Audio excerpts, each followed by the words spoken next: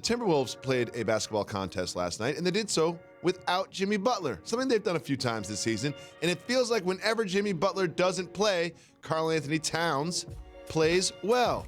Cat had 25 points, 21 rebounds, and the 5-9 Wolves looked pretty good, snapping a 5-game losing streak.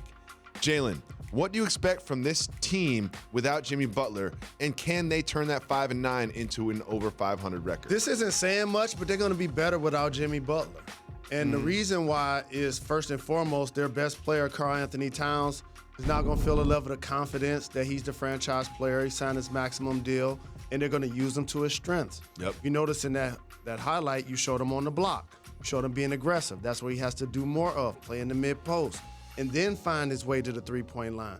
So it's really impressive to put up those big numbers. The 10 turnovers, you can't ignore that. That has to come down from a playmaking aspect. But when you have more shooting out on the floor like they're going to have with this trade, when you require Covington and acquire Saric, it's going to help create a level of spacing. But also shout to Derrick Rose and Teague.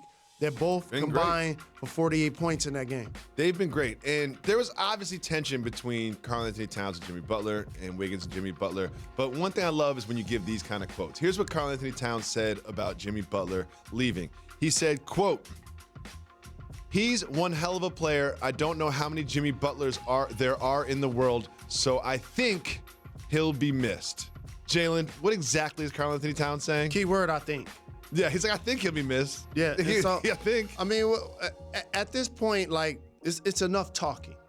That's the beauty of sports. They keep score for a reason. There's a betting line for a reason. Now, everybody's getting their bread. Everybody's where they want to be. Go out and perform.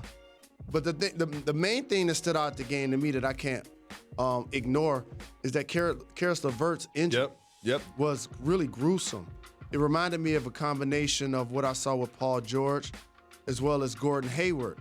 And fellow Michigan Wolverine, I consider him like a little brother. I hope and pray for a speedy recovery.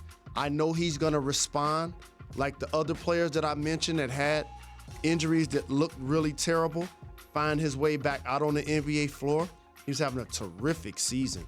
For those that weren't, 19 points, 3.7 assists, and 4.2 rebounds a game. Breakout season. He put the fans, he put the media, he put the league on notice that he got a real NBA game, and he's going to be playing in the league for a really long time. Look forward to his return. Hope it's a speedy recovery. Karis, we got you here, Jalen Jacoby.